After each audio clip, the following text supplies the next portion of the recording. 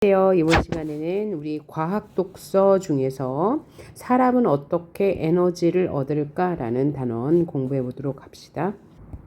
네, 1문단부터 보도록 하겠습니다. 자동차가 엔진, 핸들, 바퀴 등 각기 다른 기능을 하는 장치들로 구성되어 있는 것처럼 이 뜻이 이런 표현법 뭐라 그래요? 쥐규법. 쥐규법은 비유법이 하나죠. 비유법은 뭐예요? 하나의 대상을 다른 대상에 빗대어 표현하는 방식이죠.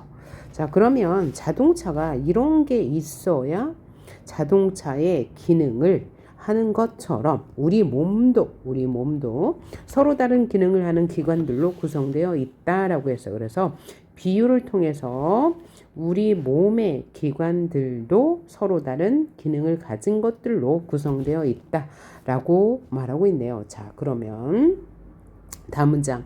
우리 몸을 구성하는 기본 단위는 세포로 우리 몸을 구성하는 여러 개의 기능이 있는데 그 중에서도 기본 단위는 뭐라고요? 세포래요. 우리 몸은 수많은 세포가 모여 여러 단계를 거치면서 점점 복잡해지는 구조로 가고 있다. 그러면 세포가 기본 단위다 라고 말하고 있고요. 그럼 그 다음 단위에 대해서도 설명을 하겠죠. 모양과 기능이 비슷한 세포가 모여서 조직을 이뤄요. 두 번째, 세포가 가장 작은 단위, 두 번째 단위는 조직을 이루고 여러 조직이 모여서 기관을 이룬다. 그러면 여기까지 설명을 보면 우리 몸은 여러 가지 기능을 하는 장치들이 있는데 그 중에서 가장 작은 장치는 세포. 세포들이 모여서 조직을 이루고 조직이 모여서 기관을 이룬다라고 설명하고 있어요. 기관에는 자 그러면 세포를 설명하지 않고 기관을 설명할 건가 봐요. 기관이 아마 이 지문의 키워드가 될 건가 봐요. 기관에는 심장, 폐, 위, 간 등이 있는데 이들 중에서 소화계, 순환계, 호흡계, 배설계 등 서로 연관된 기능을 하는 것들이 모여 기관계를 이룬다. 이 기관계는 소화, 순환, 호흡, 배설 등 서로 관련된 기능을 하는 것들이 모여 있는데 이것을 뭐라고 한다고요? 기관에서 하는 일, 기관계라고 한대요. 각 기관계는 서로 연결되어 있어서 함께 있어야 생명활동을 할 수 있다. 자, 여기서 내용 말고 다른 것 하나 짚고 넘어갑시다. 이 글은 딱 보니까 뭐예요? 설명문이에요? 논설문이에요? 바로 설명문이죠. 뭘 설명하는 거래요. 그러니까 설명문은 객관적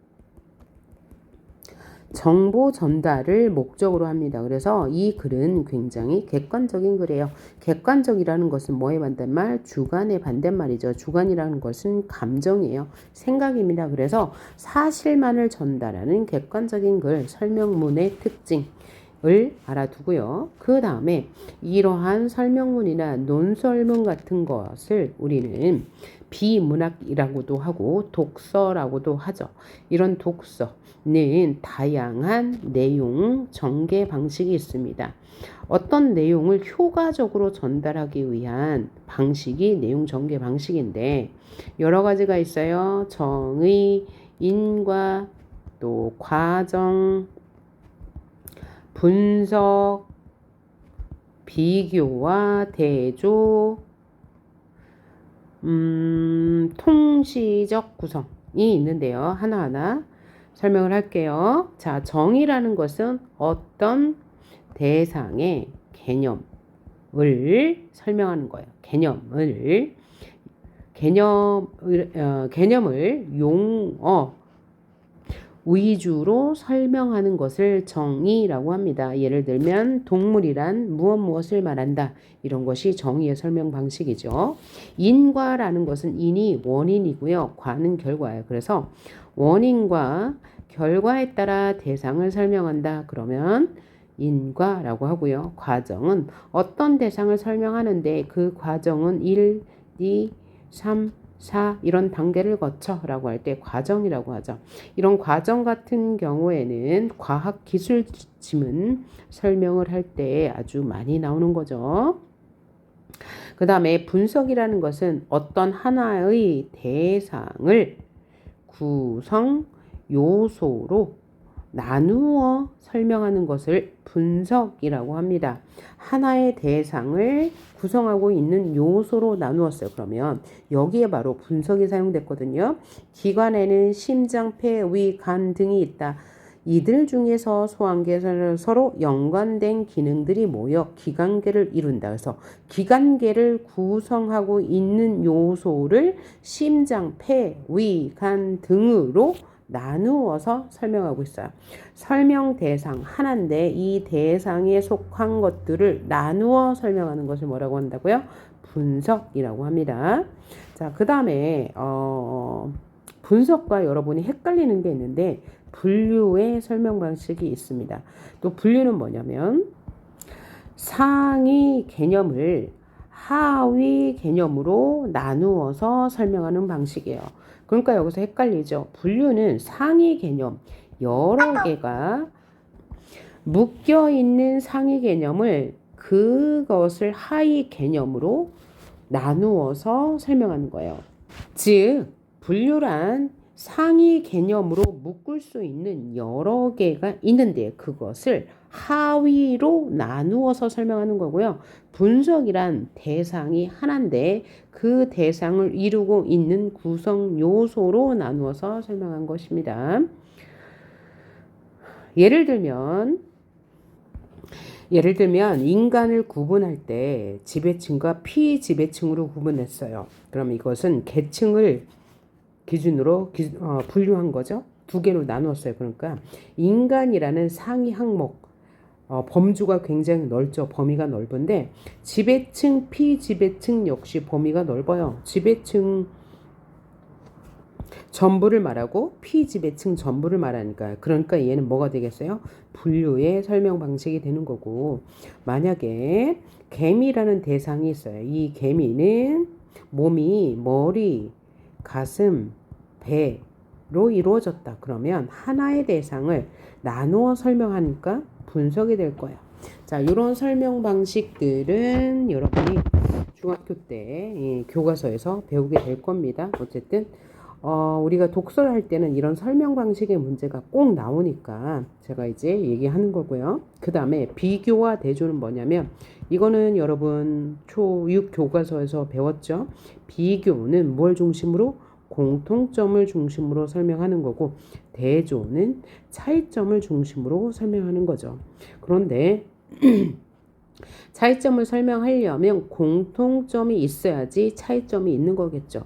예를 들면 인간이란 사회적인 동물이다 라고 해놓고 하지만 차이점도 있죠. 그러면 이건 인간이란 사회적 동물이야. 그럼 얘가 공통점이라고 본다면 이 사회적 동물이라는 것을 기준으로 볼 때 자, 각기 사회적 동물이지만 언어에 따라, 문화에 따라, 지역에 따라 다른 생활 방식을 보이죠. 이건 또 뭐예요? 차이점을 기준으로 설명한 거죠. 그런데 이 차이점의 기준은 바로 사회적 동물이라는 거예요. 그래서 사회적 동물이라는 공통점을 바탕으로 언어가 다르고 문화가 다르고 지역이 다르다 라고 할 때 우리는 차이점이라고 하죠. 그래서 비교와 대조는 한 번에 나올 수밖에 없겠죠. 그 다음에 통시적 구성이란 뭐냐면 시간의 흐름에 따라 대상을 설명하는 것을 우리는 통시적 구성이라고 합니다. 자, 이렇게 볼 때 지금 우리는요. 여기에서 어떤 설명 방식 찾을 수 있었다고요? 뭐뭐로 이루어졌다. 분석의 설명 방식 볼 수 있었고요. 자, 그리고 다시 내용으로 돌아와 볼게요.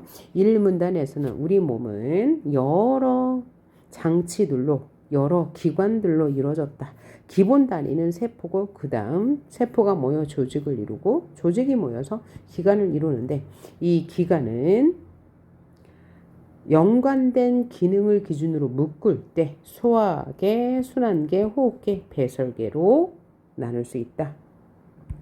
라고 설명했네요. 그래서 1문단에서는 항상 뭘 봐야 돼요? 화제, 즉 중심 대상이 뭔지를 1문단에서 소개하니까 1문단을 아주 잘 읽으셔야 돼요. 자, 그러니까 1문단을 보니 앞으로 뭐에 대해서 말할 거예요? 기관에 대해서 말할 거다. 그 기관은 소화계, 순환계, 호흡계, 배설계가 있어. 그러면 얘네들에 대해서 말할 것이라는 것을 우리가 예측하면서 다음 문단을 읽어야 되겠죠. 자, 그래서 1문단을 정리해 보자면 우리 몸의 구성 단계는 아주 작은 단계가 뭐라고요? 세포, 그 다음에 조직, 그 다음에 기관으로 이루어졌다. 우리 단위는 기본 단위가 뭐라고요? 세포. 그 다음 우리 몸의 기관계에는 서로 연결되어 있다. 이 기관들은 서로 연결되면서 우리 몸을 유지한다 라고 이야기했습니다. 그럼 이 문단 한번 보도록 할게요. 자, 그런데 자동차가 움직이려면 연료가 필요하다. 이와 마찬가지로 사람이 살아가기 위해선 어떤 연료가 필요할까? 라고 말하고 있네요. 자, 그래서 이 사람이 필자가 이 글을 쓰는 사람이 필요할까? 라고 물었죠. 그러고 나서 밑에 대답을 해요. 대답을 뭐라고 하나 봅시다. 사람이 생명 활동을 유지하려면 영양소와 산소가 필요하다. 그죠? 이게 답이에요. 사람이 살아가기 위해선 영양소와 산소가 필요해. 묻고 답했죠? 이런 것을 뭐라고 그래요? 문답법이라고 합니다. 뭐라고 한다고요? 문답법. 문답법인데 묻고 답하는 것을 문답법이라고 하는데 스스로 묻고 스스로 답했어요. 그래서 스스로 자문, 스스로 답해, 자문자답이라고도 할 수 있죠. 우리가 생명활동을 유지하는데 영양소와 산소가 필요해요 라고 말했어요. 자, 그 다음 문장을 보니까 소화계는 입식도의 소장대장 항문으로 연결된 소화관과 간쓸개 이자 등으로 구성된다. 자, 첫 번째, 두 번째 문장에서 뭐라고 말했어요? 우리 몸이 살아가기 위해서는 영양소와 산소가 필요한데 갑자기 소화계가 나왔네요. 그러니까 이 영양소와 소화계는 관계가 있다는 얘기인데 어떤 관계가 있는지 내용 파악하면서 봅시다. 자, 소화계는 입식도의 소장대장 항문으로 연결된 소화관이 있고 간쓸개 이자로 구성되어 있는 게 바로 뭐라고요? 소화관이래요. 이 소화계에는 영양소를 받아들이는 역할을 한다. 소화계의 역할이 뭐예요? 영양소를 받아들여요. 소화계의 역할. 그리고 심장, 혈관, 혈액으로 구성된 순환계는 이번에는 순환계를 얘기했어요. 위에서는 소화계를 얘기하고 영양소와 산소를 운반하는 역할을 한다. 소화계에서는 영양소를 받아들이고 순환계는 이 영양소를 운반하니까 서로 관계를 맺고 있네요. 위에서 뭐라고 그랬어요? 각기관계는 서로 연관되어 있어. 함께 있어야 생명활동을 할 수 있어. 그래서 소화계와 순환계도 연관되어 있고 이로 인해서 생명활동을 하고 있다고 말하네요. 그럼 소화계와 순환계는 어떤 과정에 따라 소화계 영양소와 산소를 받아들이고 운반할까? 묻고 답하는 방식이죠. 자문자답인데 그러면 3문단에서는 어떤 내용을 이야기할 거예요? 바로 물었던 이거죠. 그죠? 소화계와 순환계는 어떤 과정에 따라 영양소와 산소를 운반하고 있는지에 대해서 설명하겠다는 얘기죠. 다음 문단에서. 그럼 이 문단의 중심 내용은 뭐예요? 1문단에 이어서 우리 몸이 생명을 유지하려면 영양소와 산소가 필요한데 영양소와 산소를 받아들이는 것은 소화계에서 이것을 온몸으로 순환하게 하는 것은 운반하게 하는 것은 순환계에서 이루어진다. 그 다음 3문단에서는 이들이 어떤 관계를 가지고 어떤 과정에 따라 영양소와 산소를 운반하는지에 대해서 설명할 건데요. 여기서 표현법 하나 더 볼까요? 자동차가 움직이려면 연료가 필요한 것처럼 사람이 살아가기 위해서는 영양소와 산소가 필요해. 이것도 비유법이라고 할 수 있죠. 빗대어 설명한 거예요. 자동차는 연료가, 사람에게는 영양소와 산소가 필요하다라고 말했으니까요. 자, 그럼 이 문단 정리 내용 한번 볼게요. 소화계와 순환계의 기능. 소화계는 우리 몸의 에너지원이 되는 영양소와 산소를 받아들이고 순환계는 영양소와 산소를 운반한다. 그래서 둘은 서로 연결되어 있다라고 말하고 있죠. 그럼 3문단 보도록 할게요. 3문단. 사람은 음식을 통해 영양소를 얻죠. 그런데 3대 영양소인 탄수화물, 단백질, 지방은 분자의 크기가 너무나 커서 몸속에 흡수되려면 작게 분해되어야 하는데, 작게 나뉘어야 하는데 이를 소화라고 한다. 아까 소화기에서 영양소를 받아들인다고 했잖아요. 소화기에서. 그럼 받아들이는데 통째로는 받아들일 수 없어서 뭐 해야 돼요? 분해해야 돼요. 그러면 어떻게 분해하는지 설명하겠네요. 음식을 먹으면 먼저 입에서 음식물이 침과 섞이는데 침 속에 아밀레이스 라는 소화 효소가 있어서 이 소화 효소에 의해 탄수화물인 녹말이 엿당으로 분해된다. 그러니까 이 우리 몸의 영양소를 받아들이는 건 소화계인데 이 소화계에서는 음식물 덩어리가 커서 분해해야 돼. 분해할 땐 뭐가 필요해? 효소가 필요해. 효소가 필요해. 이 효소는 침 속에 있는, 즉 우리 입 안의 침 속에 있는 아밀레이스라는 효소가 탄수화물을 엿당으로 분해한다. 탄수화물인 녹말이라고 했으니까 녹말은 탄수화물이란 얘기죠. 그래서 탄수화물을 엿당으로 분해하는 것은 아밀레이스. 어디에서? 입에서. 그 다음 식도를 거쳐. 그럼 맨 처음에 음식이 입으로 들어왔으면 다음엔 어디로 가요? 식도로 가요. 식도를 거쳐 위로 운반돼. 그 다음 위로 가고요. 음식은 위액에 있는 염산과 소화효소인 효소인 펩신의 작용으로 단백질이 분해된 후 소장으로 간다. 자, 그럼 여기서 우리가 정보를 구분을 하셔야 돼요. 자, 입에서는 뭘 분해했어요? 탄수화물인 녹말을 엿당으로 분해할 때 소화효소 아밀레이스가 필요했고요. 그 다음에 입으로 들어온 게 어디로 가요? 식도를 거쳐 위로 가는데 위에도 효소가 있죠. 위에 있는 효소가 뭐래요? 염산과 펩신이래요. 염산과 펩신은 뭘 분해해요? 바로 단백질을 분해합니다. 라고 말했어요. 그런 다음에 어디로 간대요? 세 번째 가는 곳은 소장으로 간대요. 소장의 시작 부분인 12지장에서 음식물은 이자액, 쓸개, 즙과 섞인다.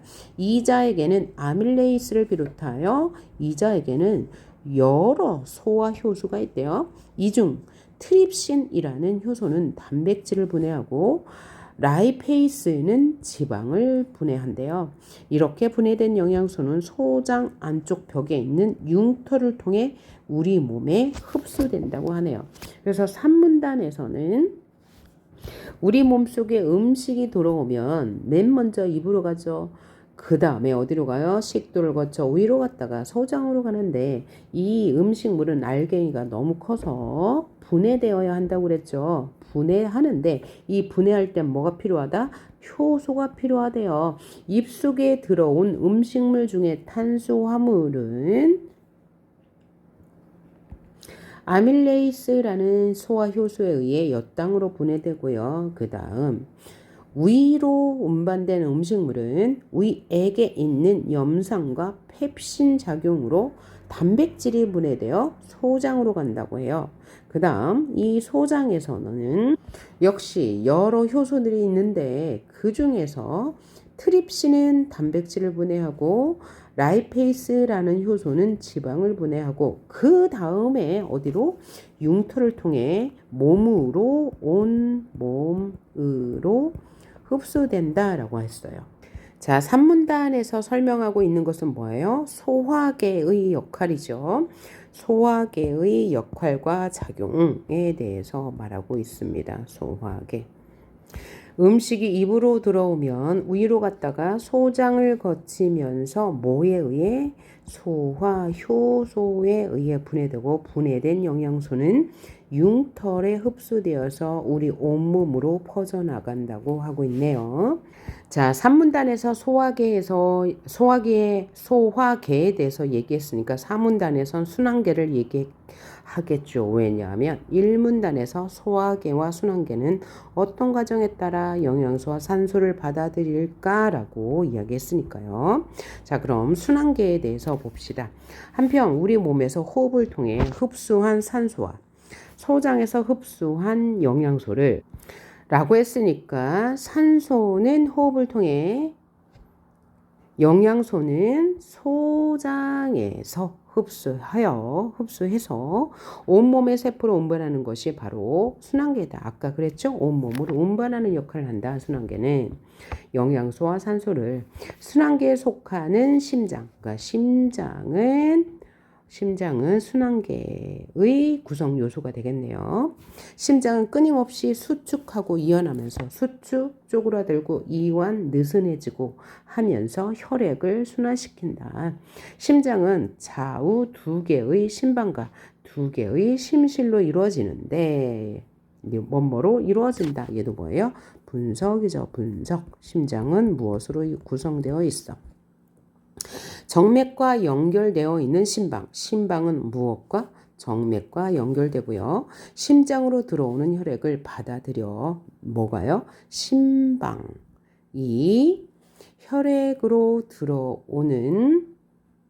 심장으로 들어오는 혈액을 받아들이는데 이 심방은 정맥과 연결되어 있대요. 그리고 동맥과 연결되어 있는 심실은 혈액을 내보낸다.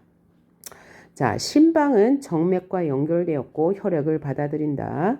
동맥은 심실과 연결돼서 혈액을 내보낸다. 라고 했어요. 혈액이 흐르는 길인 혈관은 혈액이 흐른다.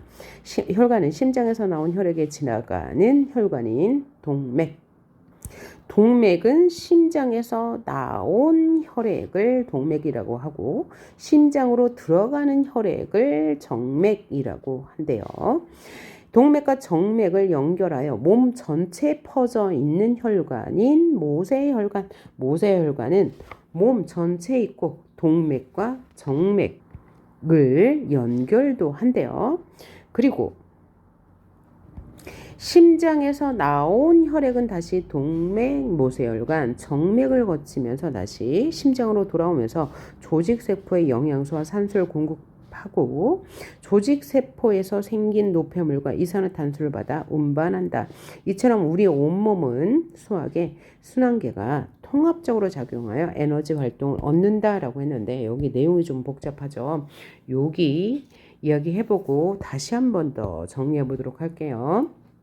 여기서는 순환계의 작용에 대해서 이야기하고 있죠. 심장이 수축과 이완을 반복하여 혈액은 어떻게 움직여요? 동맥, 모세혈관, 정맥 순으로 움직인다.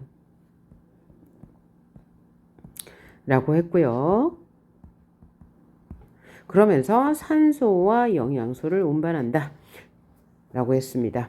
이 내용에 대한 정리표가 여러분 98쪽 교재 보시면 아주 잘 나와 있어요. 자, 요걸 통해서 정리를 한번 해봅시다.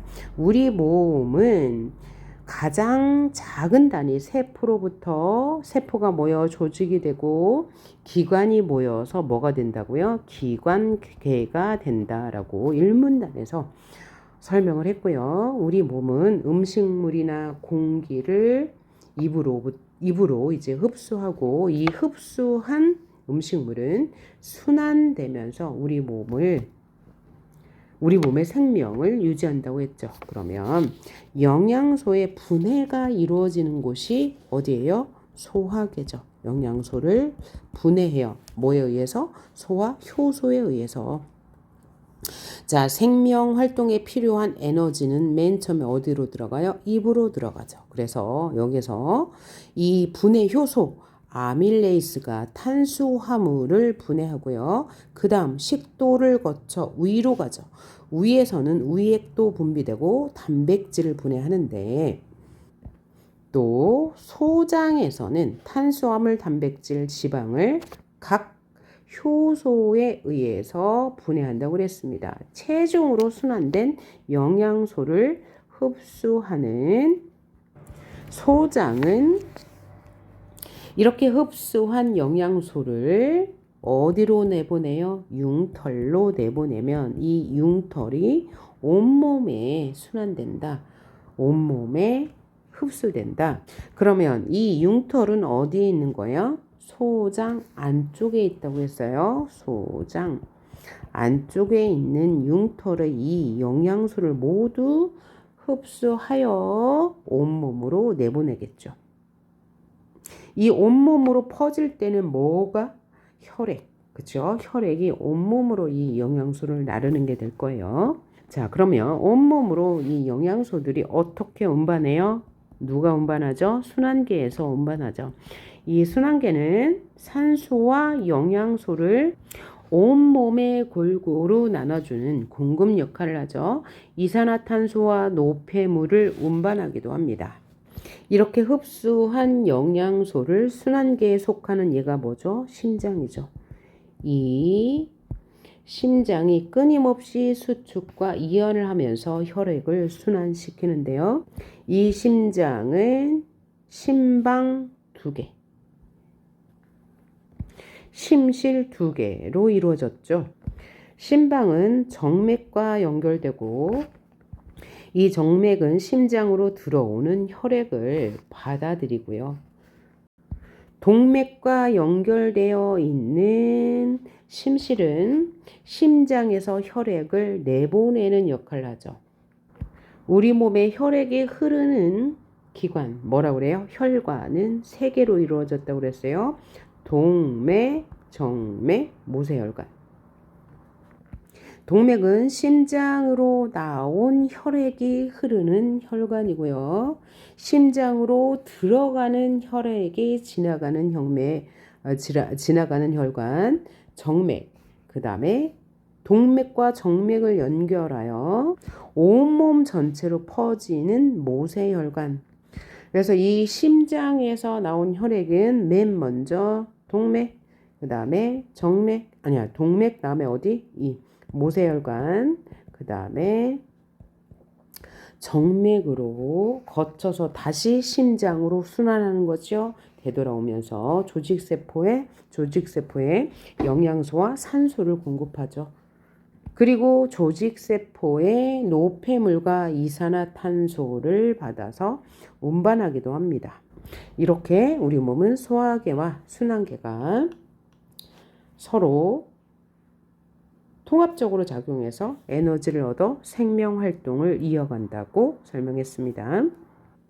자, 그럼 문제로 풀어보러 갈까요? 1번 볼게요. 윗글에 사용된 설명 방식으로 적절하지 않은 것은 글에 제시된 용어의 의미, 용어의 개념을 설명했죠. 뭐의 개념에 대해서 설명했죠? 3문단의 소화의 개념에 대해서 설명했어요. 3문단에서 뭐라고 했습니까? 3대 영양소인 탄수화물, 단백질, 지방은 분자의 크기가 커서 몸에 흡수되려면 작게 분해되어야 하는데 이를 소화라고 한다 라고 해서 설명이 있었고요. 스스로 묻고 답하는 방식이 2번이나 나왔어요. 자문자답. 대상의 기능에 대한 상반된 관점이라고 했는데 관점이 나올 수가 없죠. 이 글은 뭐예요? 설명문이기 때문에 사실적이고 객관적인 글이에요. 관점이 나오려면 글의 갈래가 논설문이 되어야 글의 관점을 이야기할 수 있을 거예요. 3번 특정 개념을 이와 유사한 대상에 빗대어 설명했어요. 뭐에 빗대어 설명했죠? 자동차에 빗대어 설명했어요. 자동차가 굴러가려면 연료가 필요한 것처럼 우리 몸도 생명을 유지하려면 영양소가 필요하다라고 얘기했고요. 5번 특정 작용의 과정을 진행되는 순서 어떤 과정? 순환계가 우리 몸에 영양소와 산소를 운반하는 과정에 대해서 이야기했죠. 2번 봅시다. 이 글에 대한 이해로 적절하지 않은 것을 골라라. 1번 영양소는 사람의 생명활동에 필수적인 물질이라고 말했죠. 1문단에서 말했고요. 기관계에는 소화계, 순환계, 호흡계, 배설계 등이 있다고 1문단에서 말했습니다. 모양과 기능이 유사한 세포들이 모여 하나의 조직을 이루죠. 세포 가장 작은 단계, 그 다음에 조직. 다음 단계가 기관이라고 말했죠. 4번. 우리 몸을 구성하는 여러 기관의 공통된 기본 구조는 세포죠. 그죠? 세포가 모여 조직이 되고 조직이 모여 기관이 된다고 했으니까 여러 기관의 공통된 기본 구조는 세포가 있어야 되는 거죠. 5번. 각 기관계에는 고유한 기능이 있어. 서로의 활동에 영향을 주지 않죠. 서로에게 영향을 줘요. 우리가 이 지문에서 주로 다룬 것은 소화계와 순환계는 서로 영향을 주고받죠. 소화계에서 음식을 분해하면 순환계가 받아서 온몸에 혈액을 통해서 운반한다 라고 했으니까 얘는 틀린 말이 되겠고요. 3번 선지 볼까요? 소화에 대한 설명으로 적절하지 않은 것을 골라라. 하나의 소화 요소는 여러 종류의 소화 효소를 분해할 수 있다. 자, 그랬나요? 우리 그러면 소화 효소에 대해서 나온 부분 함께 봅시다. 산문단에서 보면 소화 효소는 각각 하나씩 하나의 성분을 분해한다고 했는데, 자, 우리 몸은 이제 3대 영양소를 흡수하죠. 그죠? 그래서 분해가 되어야지, 너무나 이 음식은 알갱이 커서 분해가 되어야지 몸에 흡수가 된다라고 이야기하면서, 자, 입에서는 탄수화물을 아밀레이스가 분해하고, 위에서는 펩신이 단백질을 분해한다고 했고요. 소장의 시작 부분 12지장에서는 이자액,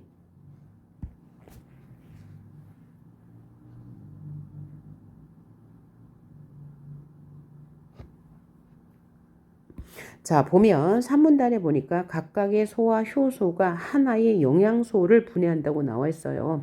먼저 입에 들어가면 입에서는 뭘 분해한다고 그랬죠? 침 속에 아밀레이스라는 소화 효소가 탄수화물을 분해한다고 그랬고요. 위에서는 단백질을 분해하는데 펩신이 분해한다고 했어요. 그 다음에 위에 있는 트립신은 단백질을 분해하고 라이페이스는 다시 지방을 분해한다 라고 했으니까 하나의 소화 요소가 여러 종류의 영양소를 분해하는 게 아니고 하나의 효소가 하나의 영양소를 분해한다 라고 해야지 맞는 말이 될 거예요. 선지 2번. 입에서는 음식물의 탄수화물이 맞죠? 위에서는 단백질이 분해된다고 금방 봤고요. 소장에서는 음식물이 분해되기도 하고 영양소가 흡수되기도 한다. 그러면 흡수 다시 한번 볼까요? 지문에서 산문단 마지막 줄에 있죠. 이렇게 분해된 영양소는 소장 안쪽에 있는 융터를 통해 흡수한다 라고 나와 있으니까 맞는 말이 되겠죠.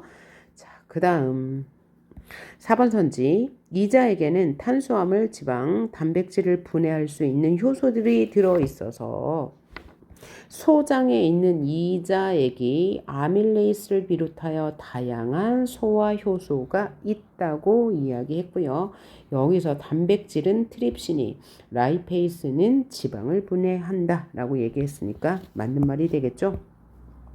자, 그 다음 5번 선지. 음식물이 입에서 위를 거쳐 소장으로 이동하면서 분자의 크기는 점점 작아지죠. 왜요? 분해하니까요. 소화 효소가.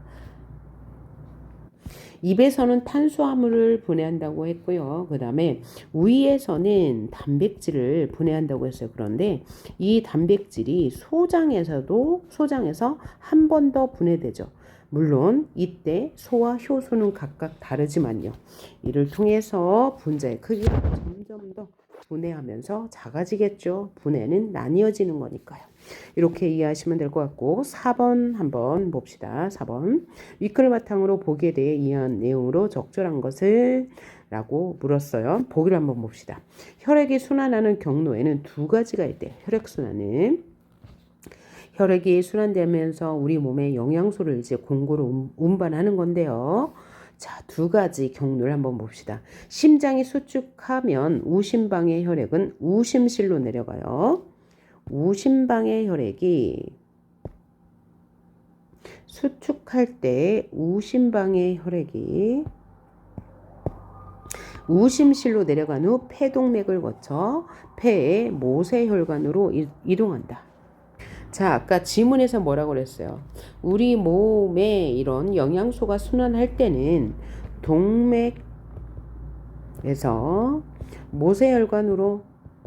모세혈관에서 정맥으로 순환한다고 그랬는데, 이럴 때 심장은 수축과 이완을 반복한다고 그랬죠. 여기서 뭘 보는 거예요? 수축할 때 어떤 경로로 이동하는지 한번 볼게요. 그걸 얘기해 주고 있어요. 수축하면 우심방의 혈액이, 우심방은 어디 있는 거예요? 바로 동맥에 있는 거네요.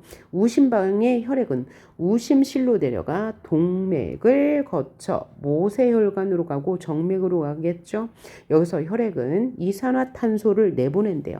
그리고 산소를 얻고 이산화탄소를 내보낸대요. 어디에서요? 심장, 그 중에서도 우심방에서요.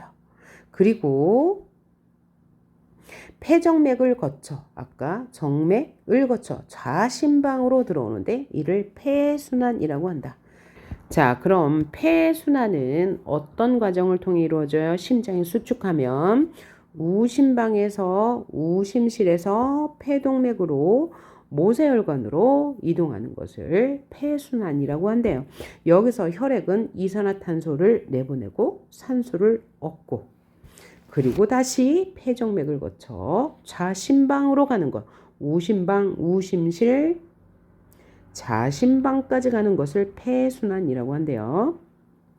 한편 심장이 수축하면 둘 다 수축하네요. 좌심방의 혈액은 좌심방으로 들어왔어요. 폐순환에서. 그러면 좌심방의 혈액은 좌심실로 내려간 후 대동맥을 거쳐 다시 온몸의 모세혈관, 동맥, 모세혈관, 이제 어디로 가요? 정맥으로 가겠죠.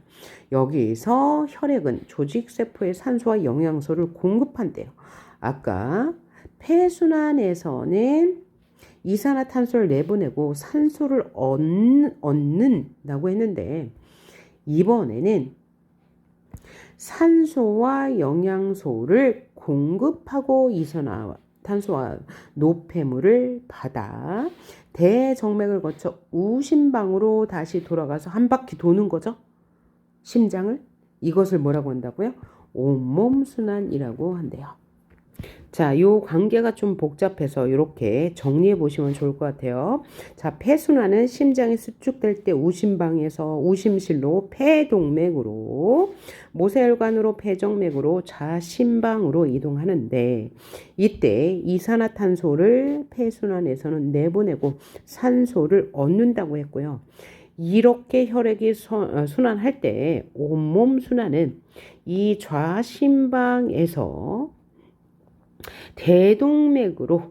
대동맥에서 모세혈관으로 우심방으로 이동하면서 조직세포에 산소와 영양소를 공급한다라고 했어요. 그래서 폐순환에서는요, 이산화탄소를 내보내고 산소를 얻으면서 어떤 동맥? 폐동맥을 통해서 이동하는 반면에 온몸 순환은 조직세포에 산소와 영양소를 공급하는 역할을 하면서 무슨 동맥으로 순환한다? 대동맥으로 순환한다. 이게 가장 큰 차이점이 되겠네요. 그럼 이를 바탕으로 선택지를 한번 판단해 봅시다. 선지 1번. 폐순환은 적절한 걸 고르는 거예요. 온몸 순환과 달리 우리 몸에 영양소를 나른다.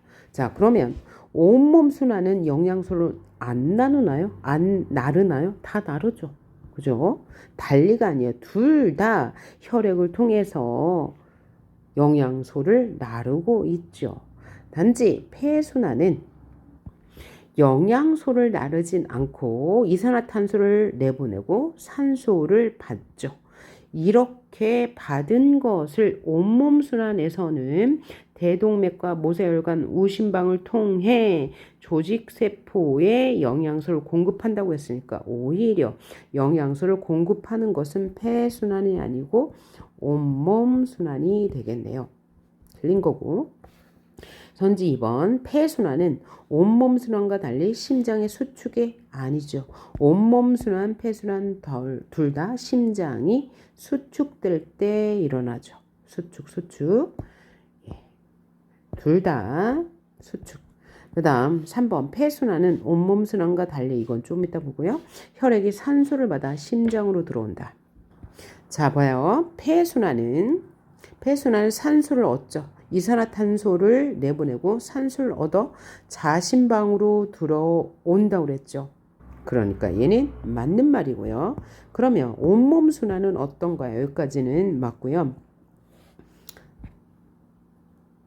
그럼 온몸 순환은 산소를 얻지 않죠. 산소를 조직세포에 내보내요. 그러니까 여기도 맞는 말. 4번 온몸 순환은 폐순환과 달리 모세혈관에서 기체 교환. 여기서 기체는 뭐예요? 산소를 말하겠죠. 자, 그러면 폐순환은 산소가 어떻게 운반되는지 볼까요? 폐정맥을 거쳐 자신방으로 들어오는데 여기네요. 혈액은 이산화탄소를 내보내고 산소를 얻은 다음 폐정맥을 거쳐 자신방으로 간다. 그러니까 이 좌심방인 심장에서 산소가 이동하는 게 맞네요. 우심방, 우심실, 폐동맥, 모세혈관 거치면서 이산화탄소 내보내고 산소를 얻으니까 모세혈관에서 그러니까 기체순환이 이루어지는 거 맞고요.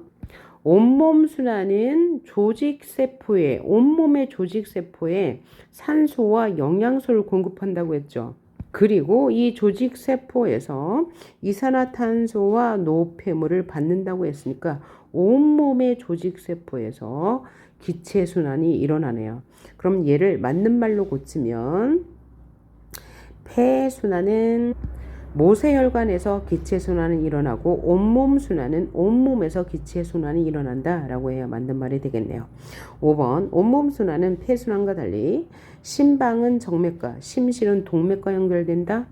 자, 지문 4문단에 뭐라고 나왔어요? 정맥과 연결되어 있는 심방은 혈액을 받아들이고 동맥과 연결되어 있는 심실이 혈액을 내보낸다고 했어요. 보기에서도 역시 정맥을 거쳐 심방으로 들어간다. 온몸 순환에서도 대정맥을 거쳐 심방으로 들어온다 라고 했으니까 둘 다 같네요. 온몸 순환과 폐순환은. 그래서 얘는 틀린 말이 되겠습니다. 자, 여러분 이 지문 어떠셨나요? 이제 봐야 할 내용이, 그러니까 정보량이 좀 많은 편이었습니다. 이럴 때는 천천히 내용을 확인해가면서 문제를 정확하게 푸시는 습관을 잡으시기에 좋은 지문입니다. 그래서 천천히 지문 확인하면서 문제 푸시면 되겠습니다. 여러분 이거 이제 과학 시간에 또 배우겠네요. 자, 오늘 수고하셨습니다. 다음 시간에 또 뵙겠습니다.